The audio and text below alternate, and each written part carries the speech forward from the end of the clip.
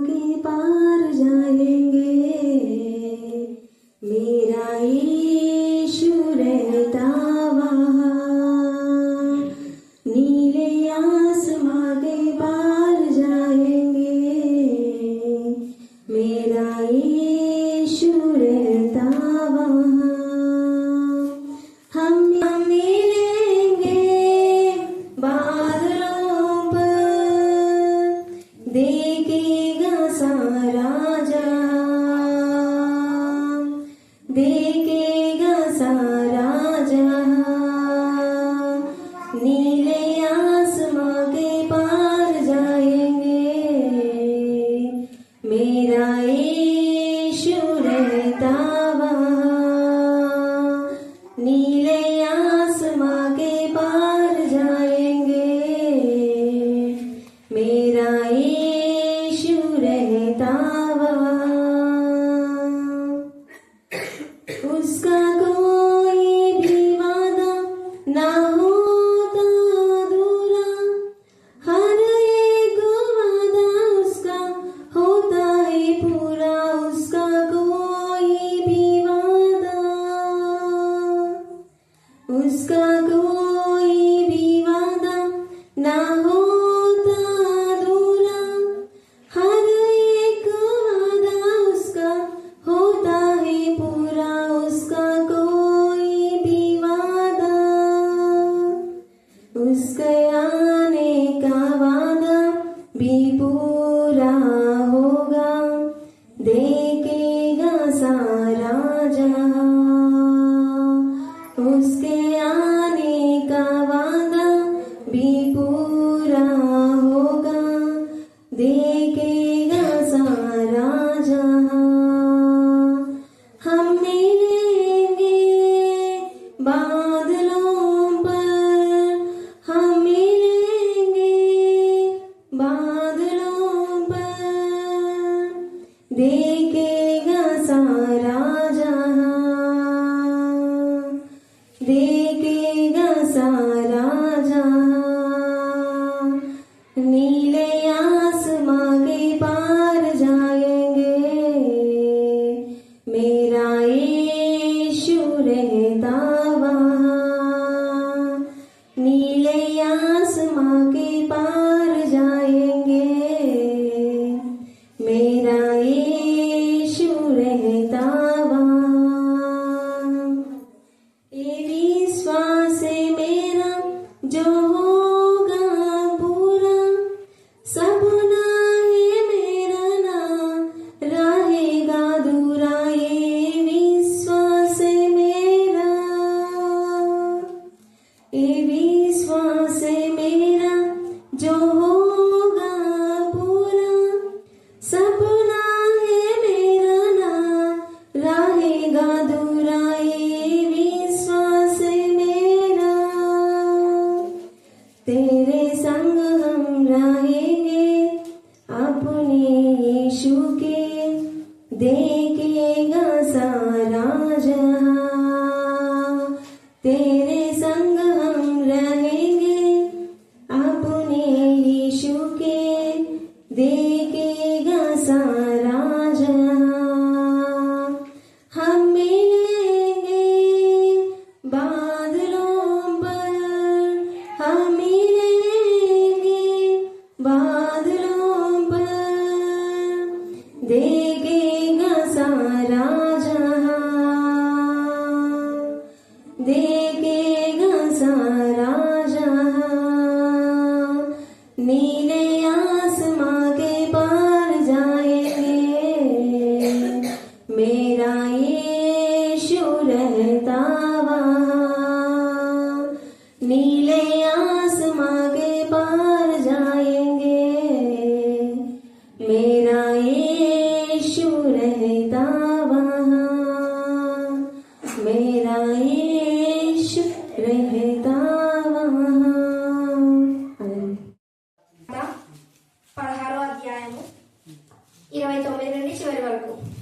ఆయన శిష్యులు, ఇదిగో ఇప్పుడు నీవు గుడార్థముగా ఏమీయూ చెప్పక స్పష్టముగా మాట్లాడుచున్నావు. సమస్తము ఎరిగిన వాడవనియు ఎవడునూ నీకు ప్రశ్న వేయ ప్రశ్న వేయగా నృత్యం లేదనియు ఇప్పుడు ఎరుగుదుము. దేవుని యొద్ద నుండి నీవు బయలుదేరి వచ్చితివని దీని వలన నమ్ముచున్నామని చెప్పగా, యేసు వారిని చూచి, మీరిప్పుడు నమ్ముచున్నారా? ఇదిగో మీలో ప్రతివాడును ఎవరి ఇంటికి వాడు చెదరపోయి నన్ను ఒంటరిగా విడిచిపెట్టి గడియ వచ్చి ఉన్నది. అయితే తండ్రి నాతో ఉన్నాడు గనుక నేను ఒంటరిగా లేను. నా యందు నాకు సమాధానం కలుగునట్లు ఈ మాటలు మీకు సమాధానం కలుగునట్లు ఈ మాటలు మీకు చెప్పుచున్నాను. ఈ లోకంలో మీకు శ్రమలు కలుగును, అయినను ధైర్యం తెచ్చుకొనుడి, నేను లోకమును జయించి ఉన్నానని. లోకమును జయించిన విజయమే మన విశ్వాసమే. అది 2027 ఈ సోమవార దినం వరకు కూడా దేవుడు ప్రతి సోమవారం అద్భుత కార్యాలు చేశాడు. ఇక్కడికి వచ్చినప్పటి నుంచి దాదాపు 35 సంవత్సరాలు అయిపోయింది. అప్పటి నుంచి దేవుడు చేసినటువంటి మేళను బట్టి ఎప్పుడు మర్చిపోకుంటున్నాను. ప్రతి సోమవారం దేవుని గణపరిచే వారంగా ఉండాలి. మొదట ఇక్కడ ప్రేయర్ స్టార్టింగ్ చేసింది కూడా సోమవారమే. అంటే ఆదివారం చర్చికి వెళ్ళాం, నైట్ చేసినాం మామూలుగా. కానీ సోమవారం రోజు చాలా మంది వచ్చారు. హల్లెలూయా, హల్లెలూయా. అందుకనే తండ్రి అయిన దేవుడు మనతో నీతో నాతో ఏం మాట్లాడుతున్నాం అంటే, విశ్వాసం అనేది మనలో ఉంటే జయ జీవితం ఖచ్చితంగా మనకుంటది. ఇప్పుడు పాడినారు కదా, నేను ఓడిపోయినాయా అని. ఊరికే ఓడిపోయినాయా అని పాట పాడడం కాదు. ఆ విశ్వాసమే వినడం వలన విశ్వాసం కలుగును, వినడం క్రీస్తుని గురించిన మాటలు. అందుకే లోకమును జయించిన విజయమే మన విశ్వాసము అంటున్నాడు యేసయ్య. అయితే ఈ విశ్వాసం అనేది ఇంకా ఏం చెప్తున్నా అంటే, విశ్వాసం ఎప్పుడైతే ఉంటుందో మనకు విజయం వస్తుంది. విజయం ఎప్పుడైతే వస్తుందో అప్పుడు ఏముండదు మనకు. ఇంకా విశ్వాసం ద్వారా విజయం వస్తుంది అన్న. విజయం వచ్చినప్పుడు ఏముంటుంది? సమాధానం. ఇక్కడ అన్నారు కదా, 30 వచ్చిన చదవండి. నా యందు మీకు సమాధానము కలుగునట్లు ఈ మాటలు మీతో చెప్తున్నా. మీకు సమాధానం అంటున్నాడు. సమాధానం అనేది ఎప్పుడు ఉంటుంది అంటే, మనము వాక్యముతో నింపబడినప్పుడు. వాక్యమే సమాధానం, వాక్యమే సత్యం, వాక్యమే విశ్వాసం, వాక్యమే విజయాన్ని మనకు కలుగజేస్తుంది. అందుకే ఇక్కడ సమాధానం మీకు కలుగునట్లు అంటున్నాడు. చివరిలో దేవుడు మనతో ఇక్కడ యేసు ప్రభు యొక్క శిష్యులకు కూడా చివరి మాటలు చెప్తున్నాడు. ఇక్కడ చివరి మాటలు చెప్తూ మీకు సమాధానం కలుగుగాక అన్నాడు. ఖచ్చితంగా సమాధానం కలుగుతుంది. ఎవరికి అంటే దేవుని యందు భయభక్తి గల వాళ్ళకి మాత్రమే. ఇప్పుడు నేను మీకు సమాధానం కలుగుగాక అంటే అందరికీ రాదు. ఎవరి దగ్గర సమాధాన పాత్ర ఉంటారో వాళ్ళకే సమాధానం కలుగుతుంది. అలాగే మీరు ఆశీర్వదించబడదు కాక అన్నంత మాత్రమే ఎవరికి ఆశీర్వాదాలు రావు. దేవుని ఆశీర్వాదం ఎవరికి వస్తుందో వాళ్ళకే వస్తుంది. ఎందుకంటే రోమా మనం చూస్తే 9వ అధ్యాయం 15వ వచనం చదవండి. రోమా 9:15. అందుకు మోషేతో ఇలాగ చెప్తున్నాడు, ఎవరిని అనే మాట అండర్లైన్ చేసుకోండి. మనలో వాక్యం సరిగా చదవకుండా తప్పుడు బోధలు చేస్తుంటాం. ఎవరిని కరుణించినా వారిని కరుణించినా, ఎవరి ఏదో జాలి చూపుతా వారి ఏదో, ఎవరిని ఆశీర్వదించాలో వాళ్ళని దేవుడు ఆశీర్వదిస్తాడు, మనుషులు కాదు. అందుకే అబ్రహాం 12వ అధ్యాయంలో మనం చూస్తే ఆదికాండంలో అబ్రహాంతో అంటాడు, నేను ఎవరిని ఆశీర్వదిస్తానో వాళ్ళు ఆశీర్వదించబడతారు. అయితే నిన్ను ఆశీర్వదించబడిన నేను ఆశీర్వదిస్తా, నిన్ను శపించిన వాళ్ళు నేను కూడా ఏం చేస్తా, వాళ్ళేం చెప్పేది చేయనవసరంగా దేవుడే చేసేదంటే దేవుడే. ఇది కాకుండా తప్పుడు బోధలు ఎప్పుడు వినండి. దేవుడు మార్మికంగా మాట్లాడతాడు. ఇక్కడ మీకు సమాధానం కలుగునట్లు అంటే ఆ సమాధాన పాత్రుడైన ఆదరణకర్తను సత్యస్వరూపి ఆత్మను ఏసే పంపబోతున్నాడు. కాబట్టి నీకు ఎప్పుడు సమాధానమే ఉంటది అని చెప్తున్నా. ఎప్పుడు అంటే కష్టంలో, బాధలో, వేదనలో, రోదంలో కూడా. వీళ్ళు మరణం మట్టుకు వాళ్ళని అవమానపరిచినారు. యేసు 12 మంది శిష్యులలో అంటే ఇశ్రాయేలీయులు చనిపోతే ఇంకొక శిష్యుడు అయినాడు.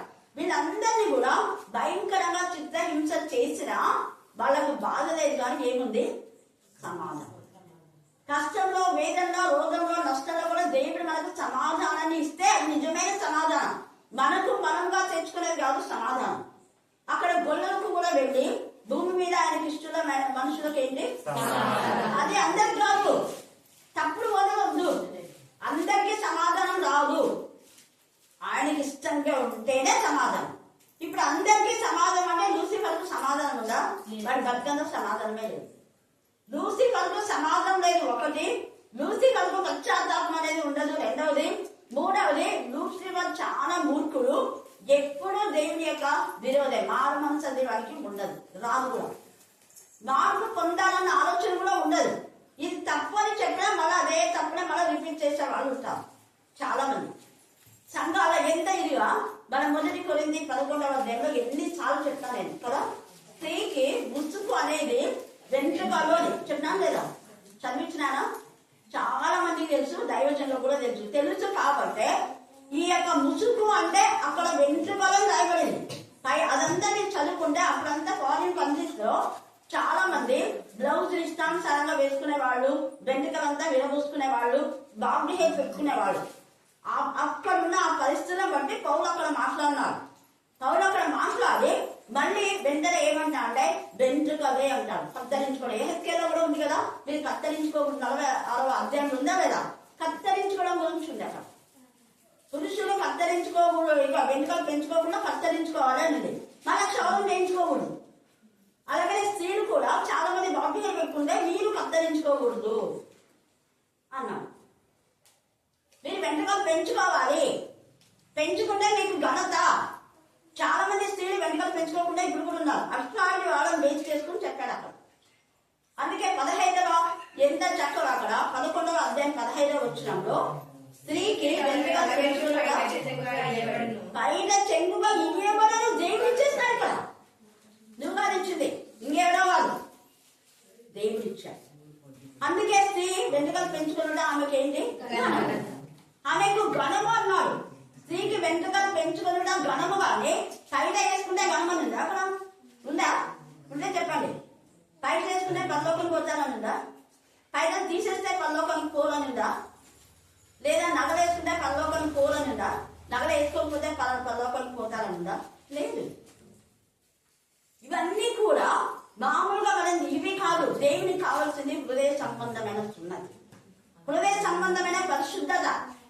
అందుకే అక్కడ కూడా మనం చూస్తే ఈ యొక్క 19వ అధ్యాయం ప్రకటనలో ఇప్పుడు నేను లోకము జయించినాననే టాపిక్ పైన మాట్లాడుతున్నాను.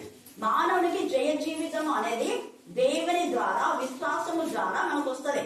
ఆ విశ్వాసం వాక్యములు సరైన విధానంలో అర్థం చేసుకుంటే విశ్వాసంలో స్థిరపడి బలపడి వేరే వాళ్ళని కూడా విశ్వాసంగా చేస్తాం, లేకపోతే ఒక ఆత్మ కూడా మారదు. ఇక్కడ 19వ అధ్యాయంలో మార్మికమైన విధానంతో మాట్లాడుతున్నాడు అక్కడ యోహాను. 19వ అధ్యాయం 7వ వచనం చదవండి. గొప్ప జన సమూహం శబ్దమును, విస్తారమైన జనముల శబ్దమును, బలమైన ఉరుముల శబ్దమును పోలిన యొక్క స్వరము, సర్వాధికారికి ప్రభువునగు మన దేవుడు ఏలుచున్నాడు.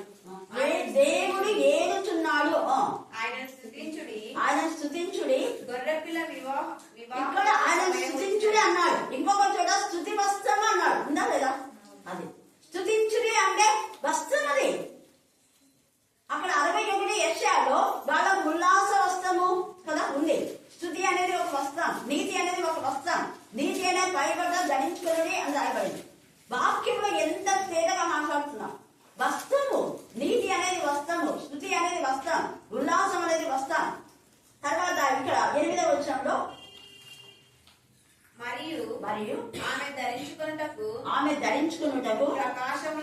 ప్రకాశమును నిర్మలమునైనా సన్నపు నారబట్టలు అనులయం చేసుకోండి. సన్నపు నారబట్టలు ఏంటంటే పరిశుద్ధుల నీతి క్రియ. ఎంత తేటగా ఉంది. పరిశుద్ధుల నీతి క్రియలే వస్తుందంటే ఇక్కడ బయట చెమ్మంటే నీతి క్రియలు, ఘనత, దేవుని మహిమపరచాలి. అందుకనే అక్కడ పరిశుద్ధుల నీతి క్రియలే వస్తాం. నారబట్టలు అనేది, నారబట్ట అంటే పట్టు వస్త్రాలు, పట్టు వస్త్రాలే వేసుకోవాలి. ప్రసంగిలో 10వ అధ్యాయంలో తెల్లని వస్త్రములు ధరించాలని మీరు తర్వాత చదువుకోండి, టైం లేదు, అప్పుడే 8:30 అవుతుంది. మీరు ఎంత చక్కగా మీరు తెల్లని వస్త్రం ఎల్లప్పుడూ ధరించుకోండి అన్నారు. మరి చెప్పే వాళ్ళు ఎల్లప్పుడు తెల్లని వస్త్రాలు ధరించుకుంటున్నారా? లేదు. ఇది చేయదు, ఇంకోటి చేయమని చెప్తారు. చాలా మంది దైవజనులు తెల్లని వస్త్రాలు ధరిస్తారు, కానీ వాక్యంలో ప్యాంటు కోట్ వేసుకోమనిందా? వాక్యంలో చీరలు కట్టుకోమనిందా? చీర అనేది ఒక పదం ఉంది, ఒక చోట చీర అనేది, కొంగు అనేది కూడా ఉంది. హల్లెలూయా, హల్లెలూయా. సమయం దేవుడు మన పక్షంలో ఉండి మనలో మాట్లాడుతున్న ఈ మాటలు ఎప్పుడు మనం మర్చిపోకూడదు. ఈ సమయంలో జ్ఞాపకం చేసుకుందాం. పరిశుద్ధాత్మ దేవుడు మనతో మాట, ఇది వరకు మీరేమీ నా పేద ఏం చేయాలంట చెప్పాలి. మీ పేరు మీరు ఏమీ నా పేద ఏం చేయాలి అడగలేదు, కానీ ఇప్పుడు అడగండి, నేను మీకేం చేస్తా మరి చెప్పాలా అని చెప్పాలా. మరి అడుగుడి ఏమైతుంది, వెదకుడి మీకు ఏమైతుంది దొరుకుతుంది, తగ్గుడి మీకు ఏమైతుంది తీయబడుతుంది. ఎంత తేడాగా దేవుడు మనతో మాట్లాడుతున్నాం. అడుగు ప్రతి వానికి ఏమైతుంది ఖచ్చితంగా ఇవ్వబడుతుంది. అడుగు ప్రతి వానికి ఇవ్వబడుతుంది. మనం అడుగుతున్నామా? విశ్వాసంతో అడగాలి. విశ్వాసం అనే క్రియలు లేకపోతే మన బ్రతుకులో ఏమైతుంది చెప్పాలి. విశ్వాసం లేకపోతే ఏమైతుంది అంతే. ఏంటి చెప్పాలి మృతము. మరి జీవం లేదు, ఉండదు. జీవం లేనిది చచ్చిన శవం లాగానే ఉంటుంది. అందుకని ఇక్కడ ఎంత తేడాగా మాకు. తర్వాత ఇంకోటి యోహాను సువార్త చదివినారు కదా మీరు, మొదటి యోహాను 5వ అధ్యాయం 4 చదివినారు. 5వ వచనం చదవండి. 5వ వచనం. దేవుని కుమారుడని నమ్మువాడు తప్ప, యేసు దేవుని కుమారుడని నమ్మువాడు తప్ప లోకమును జయించువాడు మరి ఎవడు, లోకమును జయించువాడు మరి ఎవడు, నీళ్ళ ద్వారాను రక్తం ద్వారాను వచ్చిన వాడు నీళ్లు రక్తం గుర్తుపెట్టుకోండి. నీళ్ళ ద్వారా రక్తం ద్వారా వచ్చిన వాడు ఈయనే, అనగా యేసుక్రీస్తు. ఆయన యేసుక్రీస్తే. కాబట్టి సాక్ష్యం ఇస్తున్నారు. సాక్ష్యం ఇచ్చేవారు ముగ్గురు. ఎవరు? నీళ్లు, ఈయన నీళ్ళతోనే, రక్తము, ఆత్మ, సత్యము కనుక మూడు. సాక్ష్యమిచ్చువాడు ఆత్మ. సాక్ష్యం ఇచ్చేవారు నీళ్లు, ఆత్మ, రక్తం. ఈ మూడు మనకు ఎప్పుడు గుర్తుగా పెట్టుకోవాలి. ఇంకొకసారి మనం ఇంకా డీప్ గా ధ్యానం చేద్దాం. కాబట్టి లోకమును జయించిన విజయమే మన విశ్వాసము. మనం ఎల్లప్పుడూ పరిశుద్ధమైన క్రియలు కలిగి ఉండాలా. అవి దేవుడు వధువు సంఘానికి ఇచ్చేటటువంటి అది చాలా ముఖ్యం. మన క్రియలే నీతి వస్త్రాలు, రక్షణ వస్త్రాలు, స్థుతి వస్త్రాలు, మహిమ వస్త్రాలు, ధవళ వస్త్రాలు, ఆనంద వస్త్రాలు, సంతోష వస్త్రాలు. వీటిని ధరించి దేవునికి మహిమకరంగా ముందుకు వెళ్దాం. దేవుడు ఈ లేఖన భాగాన్ని దీవించి ఆస్వాదించున్నారు. ఆమేన్ ఆమేన్. మాత్రం మనం ప్రార్థన.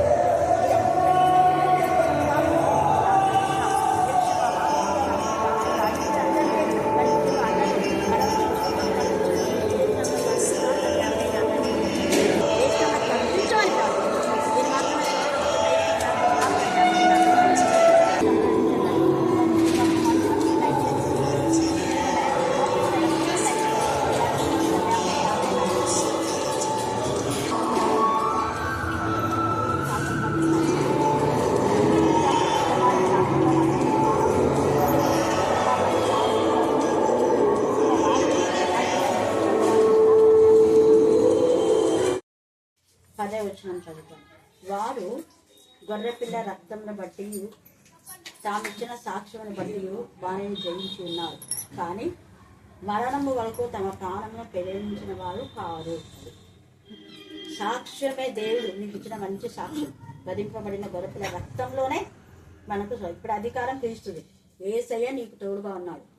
ప్రేమగల ప్రభా మీకు వందనాలు, స్తుతులు, స్తోత్రం చెల్లించుకుంటున్నాను తండ్రి. ముఖ్యంగా అక్కడ మీరు అద్భుత రీతిగా తీసుకుని వచ్చినందుకు నేను స్తుతిస్తున్నాను. అక్కకు పూర్ణ ఆరోగ్యం, పూర్ణ బలం, పూర్ణ శక్తి నీరసం నుంచి విడిపించండి దేవా, నీరసం నుంచి విడిపించండి ప్రభా. మీ రక్తం అలికాడి ముందు నన్నెత్తి వరకు ప్రోక్షించి మిమ్మల్ని మీరే ఇంతవరకు అక్కకు పరిచయం చేసిన అందరినీ మీరు ఆశ్రయించండి. ముఖ్యంగా విక్టోరియా షుగర్ నార్మల్ చేసి హాస్పిటల్లో ఉన్నంత వరకు లక్ష్మీ దేవక వారికి ఇచ్చిన ఆరోగ్యానికి ఎంత సూచన కూడా తక్కువ దేవా. మీకే స్తోత్రం, మీకే స్తోత్రం, మీకే స్తోత్రం, మీకే స్తోత్రం, మీకే స్తోత్రం, మీకే స్తోత్రం. గెస్ట్ కూడా త్వరగా ఉద్యోగం రావడానికి కృపదాయించండి. చిన్నను కూడా మీ జ్ఞానాత్మత నింపండి. ఏ స్నామంలో ప్రార్థిస్తున్నాం తండ్రి. ఆమేన్, ఆమేన్, ఆమేన్. ఓకే అక్క, వందనాలు. ప్రత్యేక స్వర్ణ నా ప్రభా బిడ్డని మీరు జ్ఞాపకం చేసుకొని నా తండ్రి మీ నామం మీరు రక్తం ప్రకటించండి.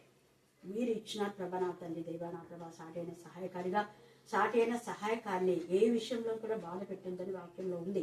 ఆమె కూడా భర్తకు లోబడ్డానికి కృపద చిన్నపిల్ల మీ జ్ఞానాత్మక నింపండి. ఆ బిడ్డ ఎప్పుడు ఒంటరి కాదు, మీరున్నారు.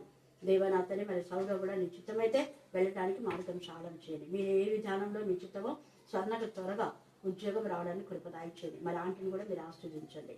దేవా, ఇంతమందిని సంతోష పెట్టడానికి వీరి జీవితం మీరు కట్టినందుకు నేను స్తుతిస్తూ దేవా మీకు మహిమకరంగా బిడ్డలను ఆస్వాదించి ఏకాత్మ ఏక మనసు ఏకభావం దయచమని వేసుకుంటున్నాను తండ్రి.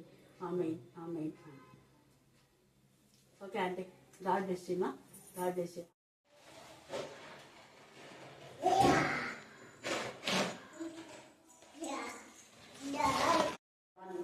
ఆసక్తి బట్టి మేము స్థుతిస్తున్నాం. దేవా నా ప్రభా యేసురాజు మా తల్లి భార్యను వారికి ఇచ్చిన ఇద్దరు పిల్లలు, మరి ముఖ్యంగా తమ్ముడు రావాలని ఎంత దేవ ప్రార్థన చేసినాడు ప్రభా. మరి యేసురాజు తమ్ముడు అందరికీ రక్షణ దాయించండి, దేవుని పైన కలవచండి.